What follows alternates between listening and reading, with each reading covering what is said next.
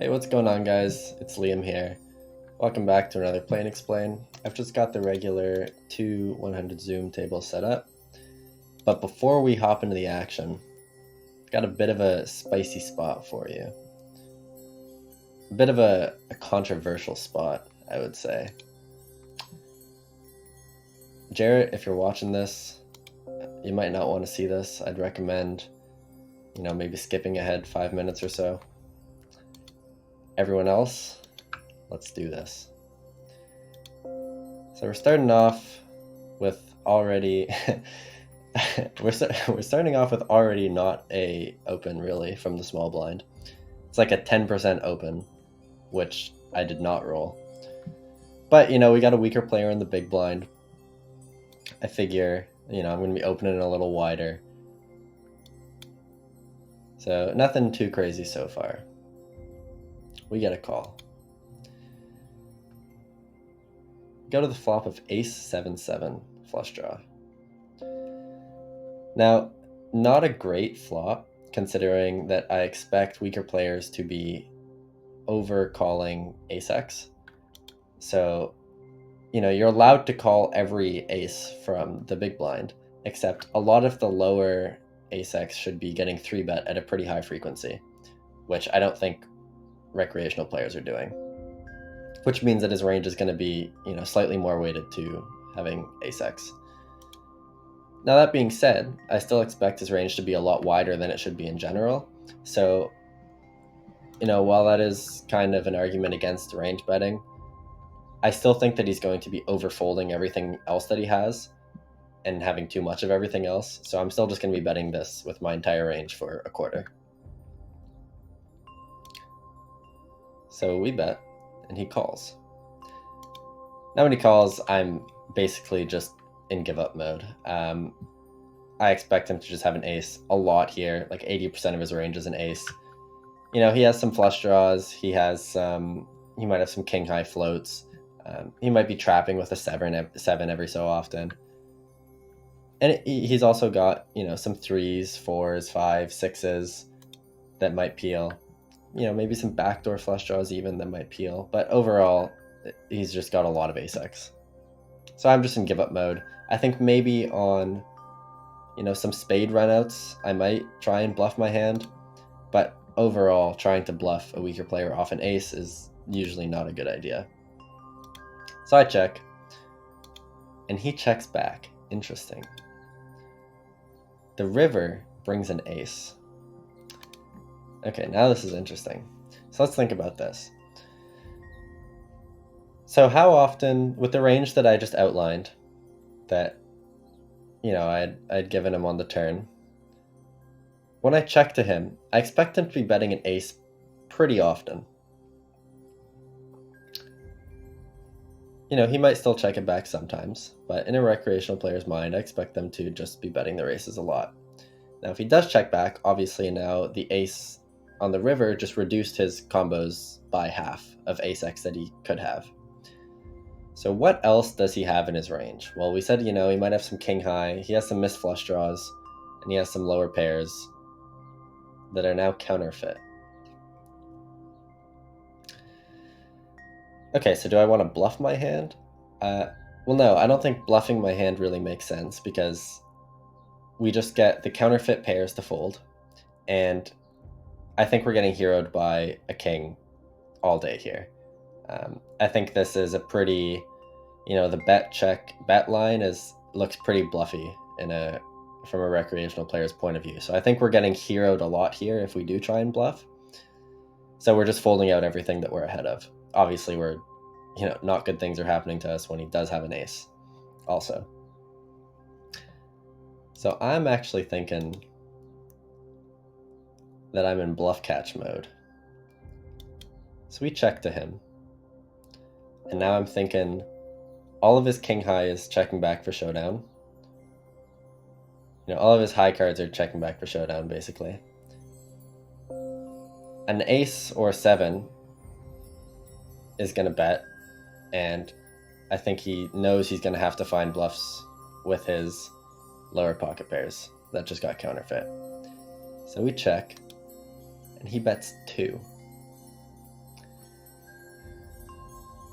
Now, is this a value size that a recreational player would bet an ace for? Or is this a crying bluff from, you know, pocket fives, pocket fours, pocket threes?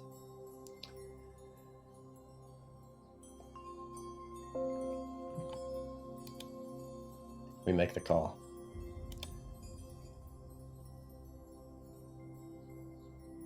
And you'll have to find out next time what happened. So let me know in the comments what you think. If you're calling jack high there, let me know if the thought process that I outlined, if you think I'm missing stuff, what you're thinking about differently there. And I'm excited to see what you guys think about that spot. Jarrett, welcome back to the video, man.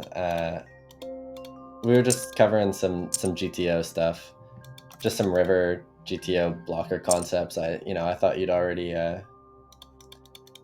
be familiar with it, so I didn't want to bring you in on that. Let's get right to the action. So on a 95, we'll 3-bet ace queen off from under the gun, or from the button versus under the gun. And here I'm going to check my hand on table 2. So good flop for our hand, obviously. Pretty good flop for our range. He's going to have 8s more than we do. Just going to start off with a bet on a 67. So he has some king queen. He has some jacks. He improves to 10s on the turn now.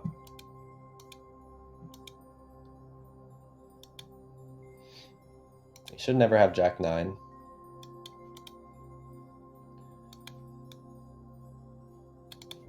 On a 68, I'm going to bet my hand again, and just folding on table 2. I think... He also picks up some ace-jack of backdoor flush draws that are now going to call again. He also picks up some ace-10 of backdoor flush draws, which I think have to peel. On a 32, I'm going to fold ace-9. So I think my hand's going to want to be betting more than it checks, although it's already getting somewhat thin in terms of the types of hands that are going to call. I don't know if king-jack suited ever floats the flop.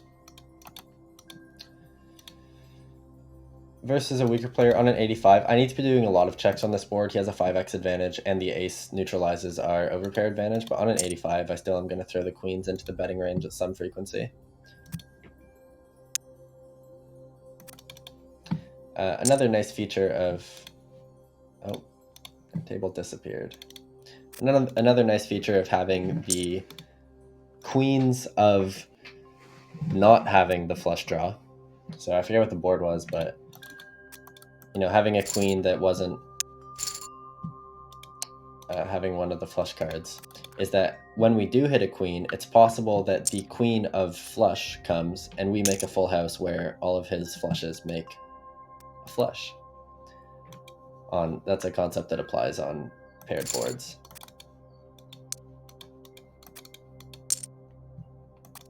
And then if the board isn't paired, obviously we would prefer betting slightly more with the queens that does have the flush draw, just because it has, a little bit of extra equity.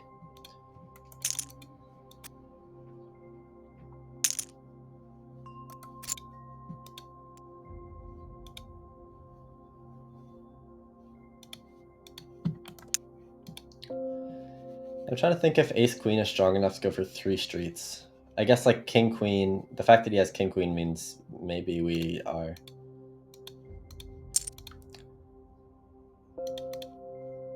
Versus a weaker player, I'm just going to bet big. I don't care that I rolled a 1. I don't care that this board is better for him. I just have a strong hand and I'm going to bet big.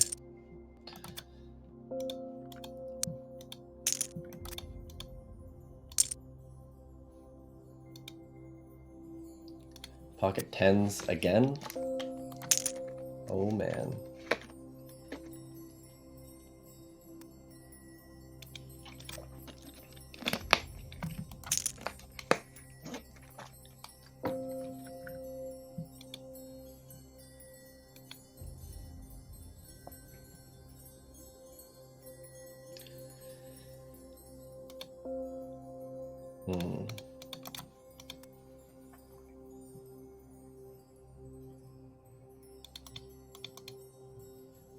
Yeah, if he calls and the river comes like a 3.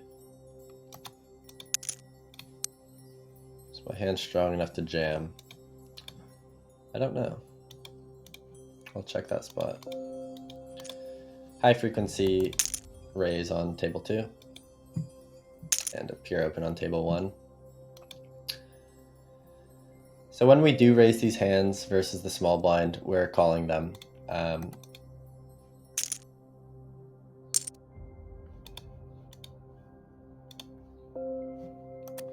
However,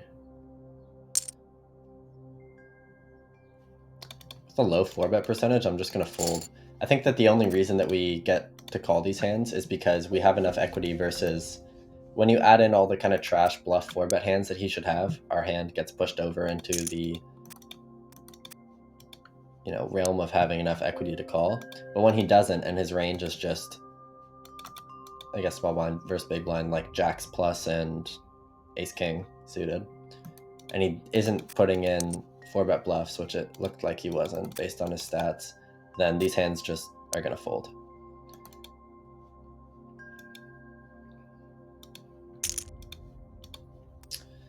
Calling 5-4 offsuit, pure, especially versus the smaller size.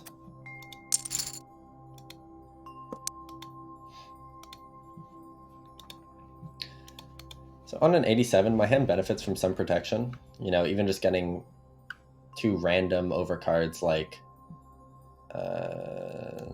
ace 6 or something to fold is great.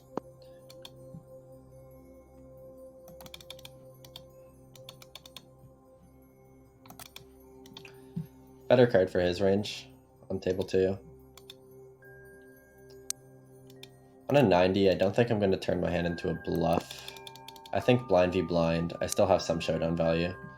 And versus the half pot,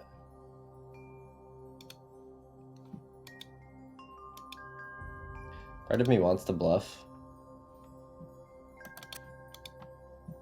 I'm just going to give it up.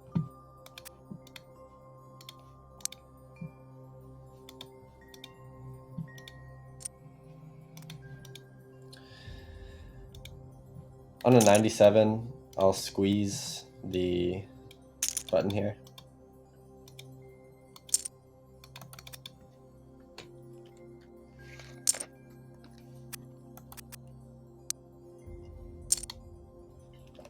I'm gonna cold collar.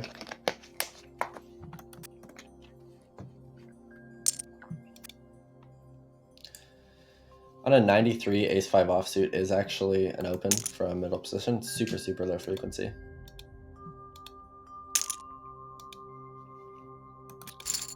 And folding to the 3-bet.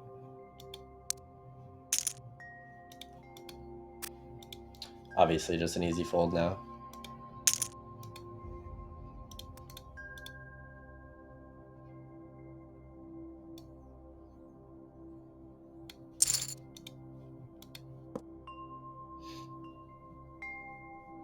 Super deep stacked here.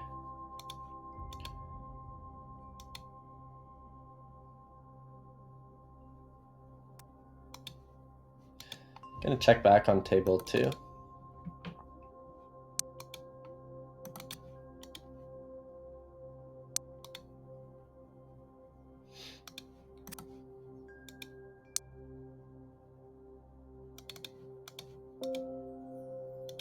Gonna bet small.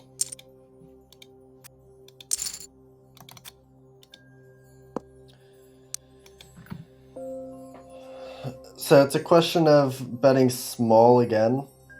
So he improves the 7 flushes.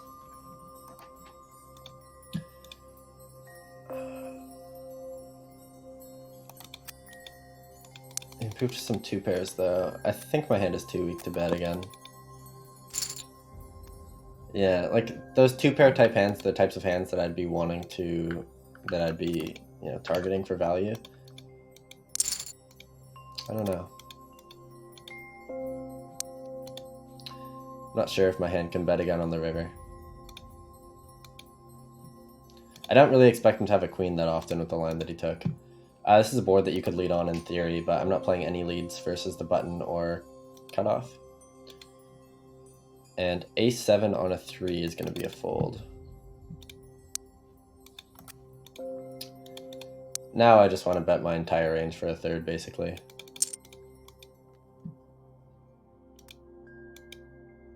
On 100, we'll open 6-5 suited. And when we do open, we're never folding to a 3-bet.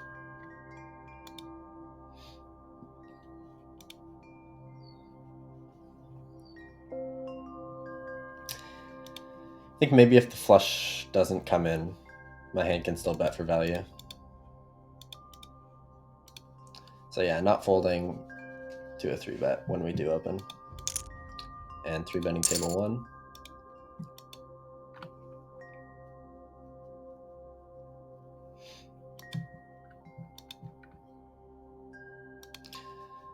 So with the ace, he loses his overpair advantage. We have some ace-x, although he has, more ace-king than we do. So on jack-high boards, I'm just using a 50% sizing. So calling here, we have enough equity to call, and our hand is going to turn into a bluff on future streets. And just betting my hand on table 1. It's a super high frequency bet, just a really, really strong hand.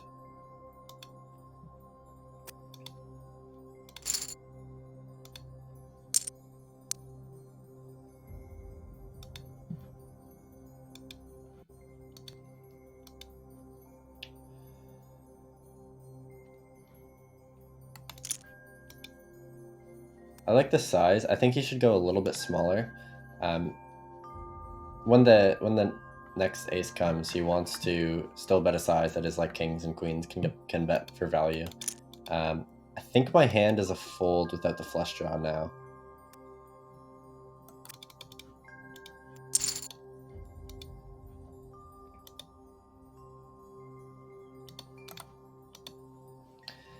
Yeah, if you think about like the kind of sizing scheme that he might want to use on the turn here, he could bet really big and get his ace-king to fold out, all of our under pairs, and just betting range on table 1 here, to fold out all of our under pairs and, just get value from our worst ace-x.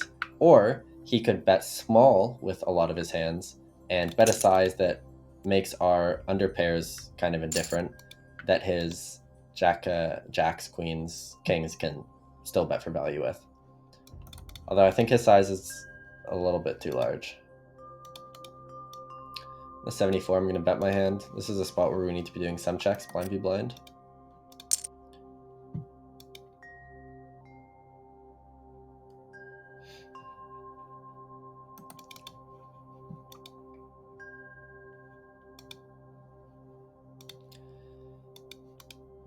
So like if you ignore the flush element, the queen is a really good card for our range. And I'm going to bet a size that we can bet our non-flushes for that's going to leverage that advantage that we have. So it's kind of the same thing as that ace, that spot I had with the 6-5, that 3-bet pot, where, he bet a size that's still leveraging the advantage that he does have in the hand, which is, he has two advantages. He has his advantage in his strong ace-x, like ace-king versus our weaker ace-x. But he also has an advantage in his smaller pairs, or his, kings, queens, jacks with our weaker pairs. On a 27, I'm going to fold 8s. And betting range on table 2. And this spot is kind of similar, where, I could bet a big size that's going to leverage my flushes. I have more ace-high flushes than he does. So I could bet huge and just leverage that and get called by all his worst flushes. But then all my king-queen, ace-queen, queen-jack, two-pair type hands can't be betting for value for that size. So we're missing out on a lot of value that those hands can get value with a smaller size.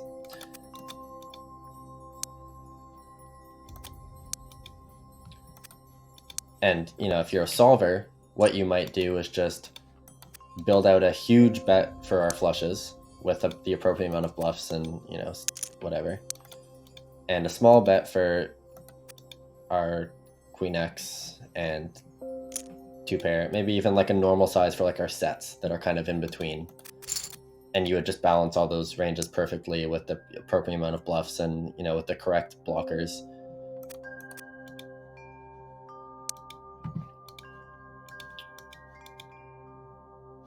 Which is tough to do for a human.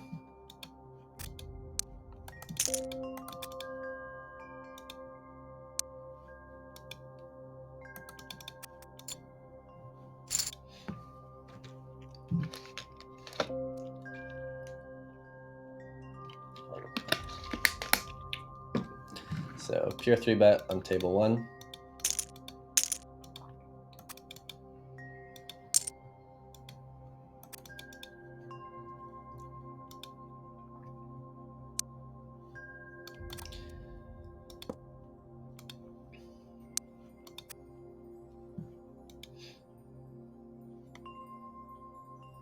I think we need some checks on this board. And I think with the no backdoor ace-king on a 42, I'm going to check it back.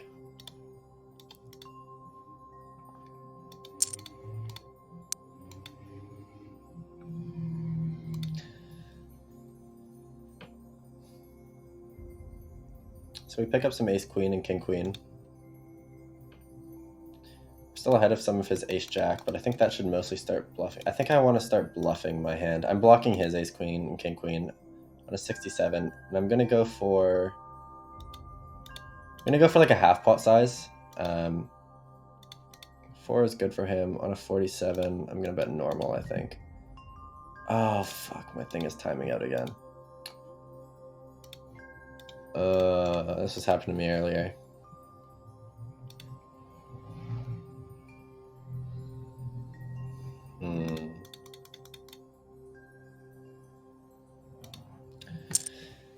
I might cut this video together with another one if I don't. Okay, we're back. Okay, there are a few interesting spots I want to talk about. Yeah, this one, and then here I think on the river, I'm just gonna bet normal again.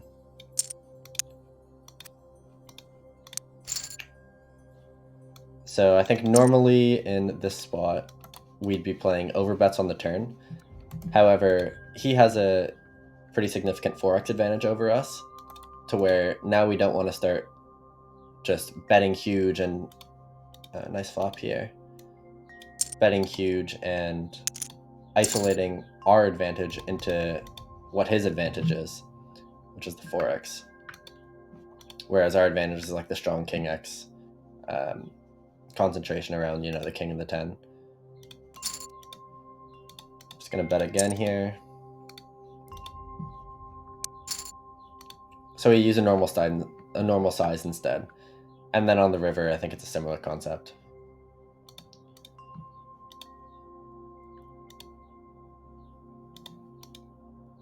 Do I want to jam? Just calling here. I'm gonna bet this size. I'm just trying to think of a size an ace will call. Yeah. I'm worried if I jam, it looks really strong. But I don't know if I should be thinking about the opposite, where it might look bluffy to him. So versus the 1/3 again, I'm still gonna call. I don't think I'm folding a 9 versus the 1/3. I want to go back to that other spot.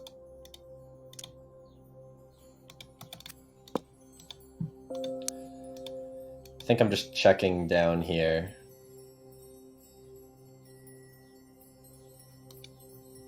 Yeah, my hand's way too strong to consider turning into a bluff, I think. Okay, yeah, in this spot. So we check back the flop. And we pick up the queen. And the queen is pretty good for our checking back range, because we're going to have some ace-queen, king-queen in there.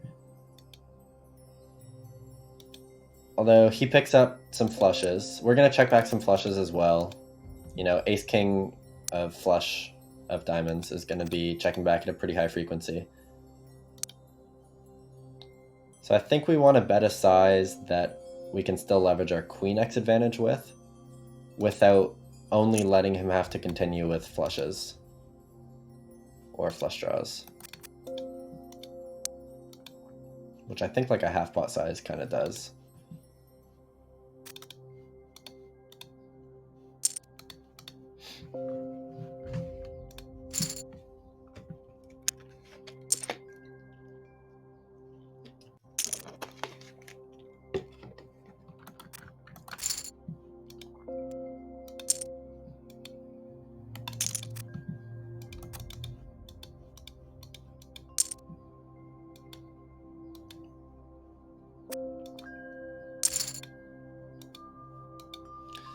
So doing a lot of checking in this spot. He's way more concentrated around 8s. He doesn't really have 3s that much, so maybe we are doing some betting. I'm just going to check my hand though. I think maybe even simplifying to checking with range is fine here, even though the solver is going to be mixing between, you know, our Jack X and overpair advantage against the fact that he has 8s at a super, super high frequency. And he'll have Jacks here sometimes as well. And because his range is so condensed, it just makes up a way bigger portion of his range. So when he checks back, he picks up 7s on the turn.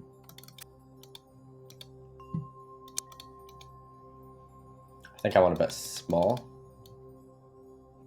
I want to bet a size I can leverage my Jack X advantage with.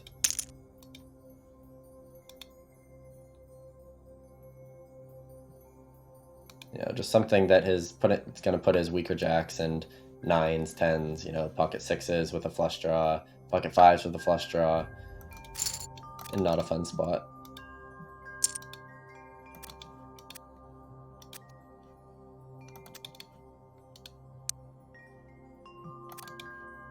So we'll go for another 20-ish minutes here.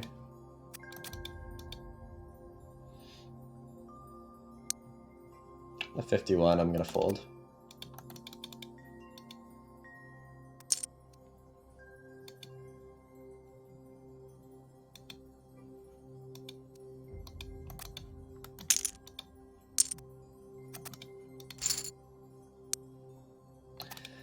Yeah, I don't know if it's my internet connection or if it's Star's, but I've been getting disconnected. It's happened a few times today, so that's a little annoying. I don't want to, you know, time out of a huge pot. Folding on a 78. When I do open the 8-9 suited, actually I open it pure from the cutoff, so on a 91, I'm going to be mostly folding it, but on a 91 I'll peel.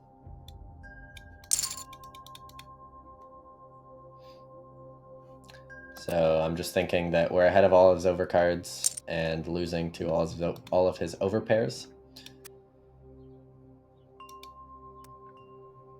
We block pocket 9s, which is a small consideration, but my hand is just a bluff catcher, basically.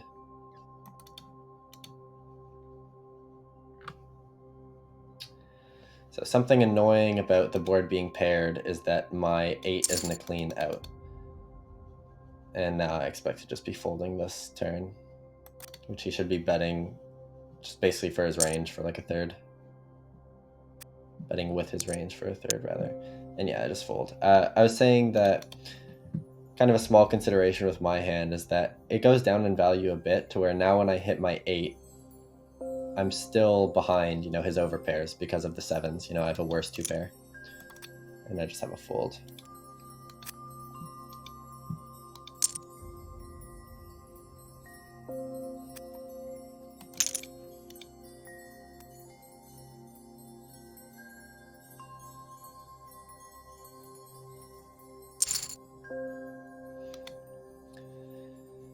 Alright, so versus a weaker player, but still, I was going to say he has 7s and 9s at a much higher frequency than I do.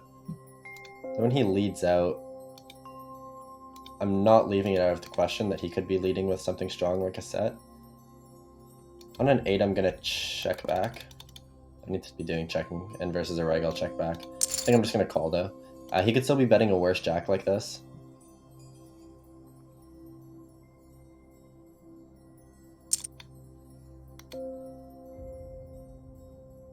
So I think I'm just calling and calling any river. I'm going to bet the turn now on a 67.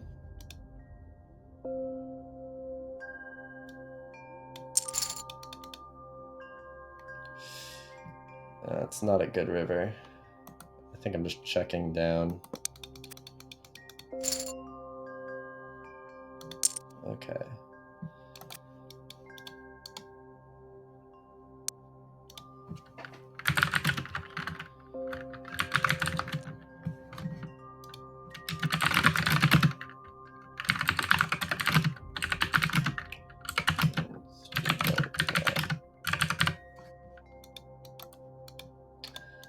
So unfortunate river there.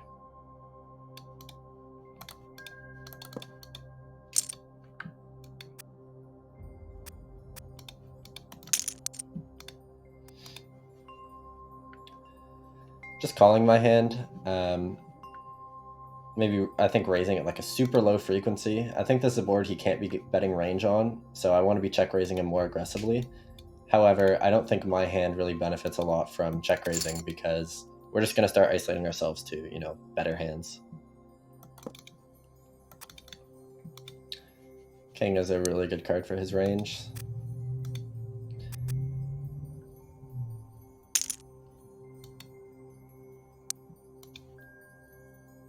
And just an easy fold with sevens.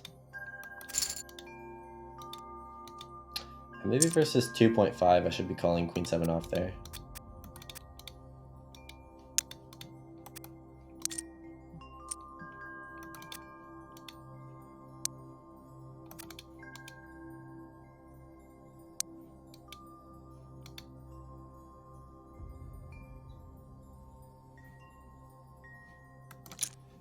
Not a pure open, so I'm going to fold it on a 16. If there's a weaker player in the big blind, I would open, but 2 regs, I'll stick to my charts.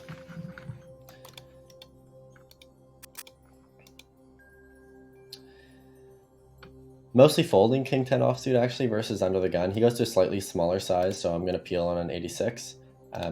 These are just really bad hands to play against under the gun because we're not really happy when we hit a king. We're not really happy when we hit a 10. He just has a lot of better king x and 10x than we do.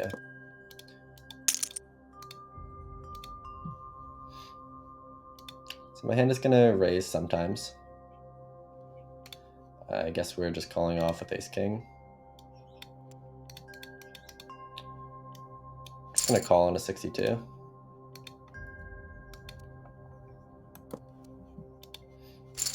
And we win a flip. I'm not going to comment on 4-bet jamming ranges. I know it's a thing in some spots, I just haven't studied it. So he overbets and we're just going to call again. I think we might want to build like a small raising range out of, on an 80, I think this is just a fold. We might want to build a small raising range just out of the fact that we pick up pocket sixes on the turn. But other than that, we're mostly just calling.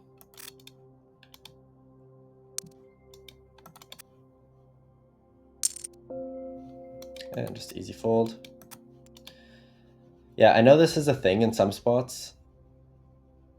And I know you just balance it out with some pairs and some ace king or ace queen. Although I feel like eights is not a thing.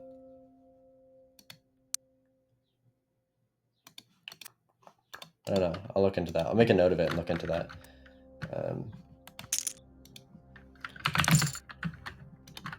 4-bet jam, pocket eights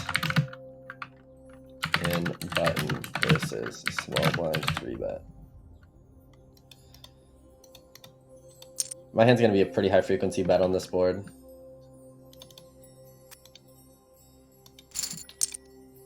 And we take it down.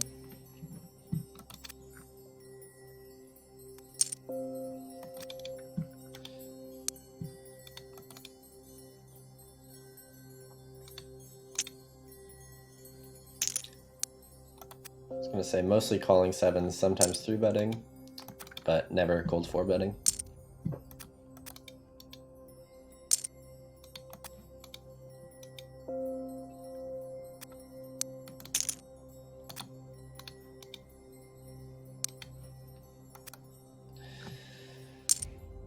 Got to think about what I'm going to make for lunch today. Part of me just wants to order something. I might order a Pokeball. I think that's the way to go. Salmon Pokeball.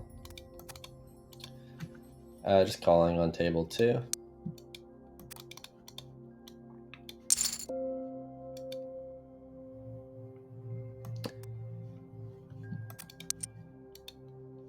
was going to say, I think my hand is going to be doing some check raising at some frequency. We benefit from some protection. We block pocket 8s. On a 10 though, I'm just going to call.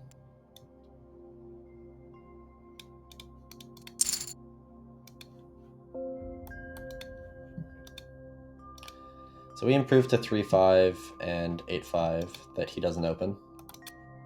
And pocket 5s, which we both have. I'm assuming he's just betting range on this board. But I think it's a slightly better turn card for me.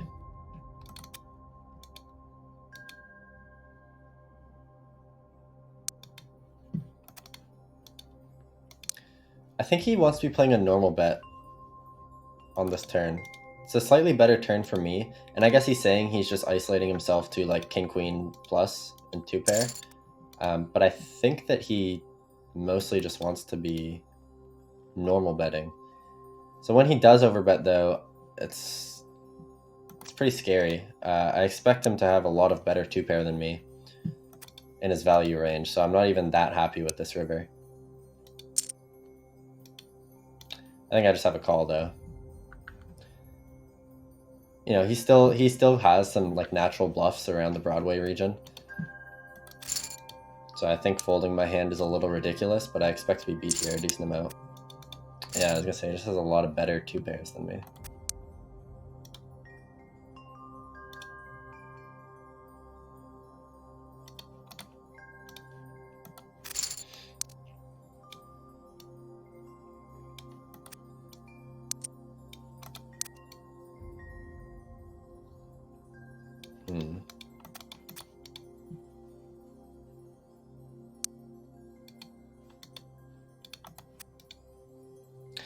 Maybe exploitatively, I'm gonna call on table 2. My hand is a call at some frequency. Maybe exploitatively, when he does overbet the turn in a spot where it's a normal bet sizing, that I think most of his bluffs are going to be going into the normal bet size, I can just lean towards this being too value heavy and not beating any of his value hands. Maybe you could make an argument for a super exploit fold. I'm going to bet big on table 2. I think that we have an advantage in 7s and 6s, which is a pretty big advantage. Okay. I think ace queen would probably be the bottom of my big betting range because we're still ahead of some of his weaker ace x, but I'm still doing a lot of checking. I'm just going to call. And just call again. I think it's too thin to raise with my hand. Even though, you know, the reason I'm calling is because I assume he could be doing this with some worse ace x, but, you know, he still does have ace king, which is... Okay, interesting.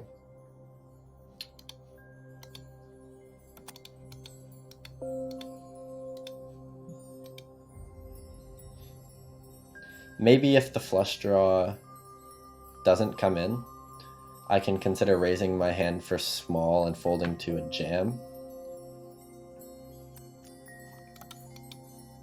And we disconnected again. With a under the gun limp, I'm going to limp in my king queen. Just wanting to play pots with the weaker player. It's a pretty good board for my limping range. It's a good board for the big blind though as well. Except that the big blind is going to have a lot more air than I do, because, you know, he's still just checking all of his like 7 deuce, which I guess is not air on this board, but you know what I mean. Like all the hands that would just snap fold are still in his range, whereas my range is a lot more condensed around that board. So I'd say I probably have the range advantage. I could maybe even consider leading there. I think that just having the king queen without the backdoor flush draw is a little too much. So betting big or checking here on table 2.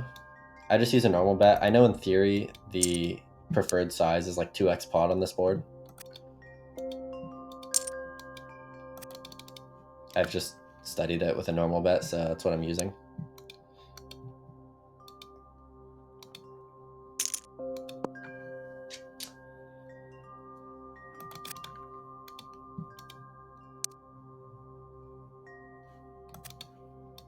Now on the turn, I am using a 2x overbet. I think on a 1, though, I'm going to check back my hand. I really like having the jack of spades, which makes me want to bet pretty frequently. But on a 1, I'm going to check back.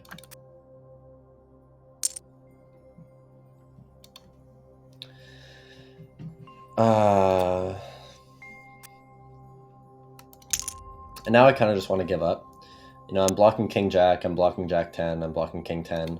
And he just has a lot of ace-x and hands that I think are going to bluff catch me a lot in this spot. So we found a good give up there.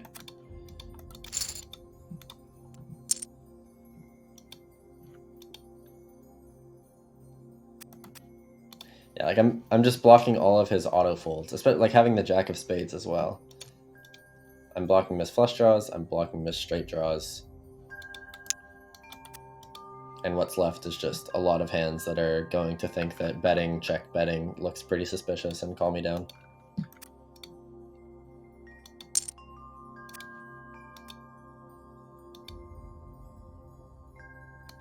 And I think his hand is a pure bet on the river.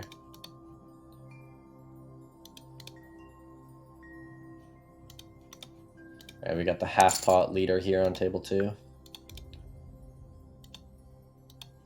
On a 64, I'm going to bet with the ace of clubs. I need to be doing some checking on this board, a lot of checking on this board. And I'm going to bet half pot on the jack high board.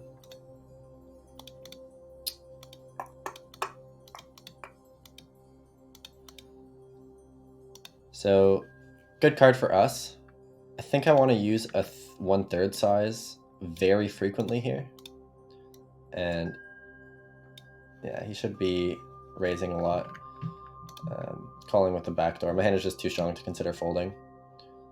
So he raises with some flush draws. Obviously, we block the nut flush draw, which means we're probably going to go pretty crazy. And I think I just want to give up here. Blocking clubs and blocking some of his folds and straight draws. Just going to give up. I'm going to check that one, though. Pretty sure we use 1/3 on the turn and would give up the river with that combo. So versus the 1/3, I'm just going to call. And, oh, it's not a great river. I was going to say jam most rivers. But all of his sets and some 2-pair, like queen 8, I guess, improves to a boat. I think that we have a mandatory bluff here, though. And I think we want to bet a size that our flushes can bet that won't isolate ourselves to full houses. And I think like a 150% overbet is pretty good for that. We're trying to get him to fold like some 2-pair stuff.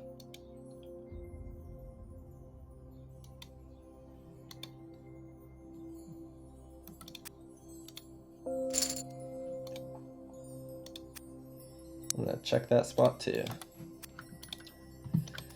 All right, I'm going to wrap up here. Just realized we're at about 45 minutes. So I'll sit out next big blind. And hopefully we'll get another interesting spot or two before I end the video.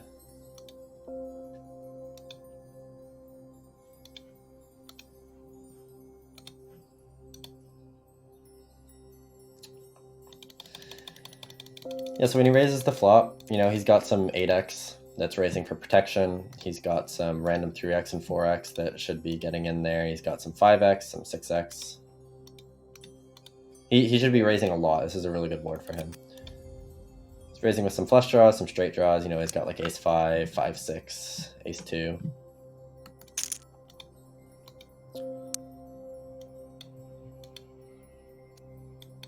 I call with a backdoor and overcards.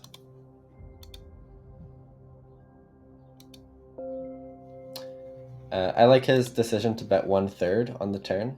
I think that his range now is like a lot of his value range is like a 2-pair or a flush, and a lot of his bluffs, which were, you know, flush draws, just improved to a flush, which he wants to bet a size that he can still leverage his 2-pair and sets with without just icing. Like I pick up a lot of flushes as well once I call the flop.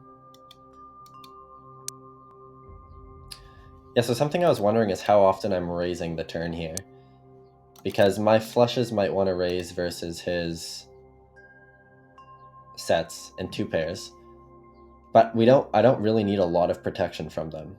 You know, like if I'm just sitting here with ace-jack of clubs, if I actually had the nuts, I think I'm mostly just calling.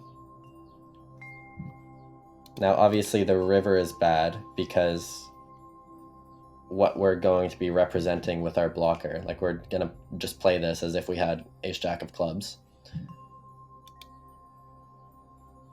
Now seeing this river, all of his sets that he had on the flop improved to a full house. However, his 2-pair now got counterfeit to our overpairs. And he shouldn't really have queen, like he'll have queen 8 as the only yeah, like he'll have the nuts at some frequency if he found a check raise on the flop.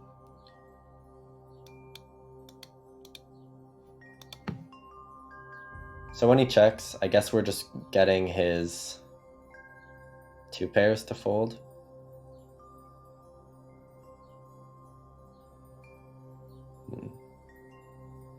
Yeah, this is an interesting spot. Let me know what you guys think as always. And yeah, thanks for watching. I'll catch you next time. All right, peace.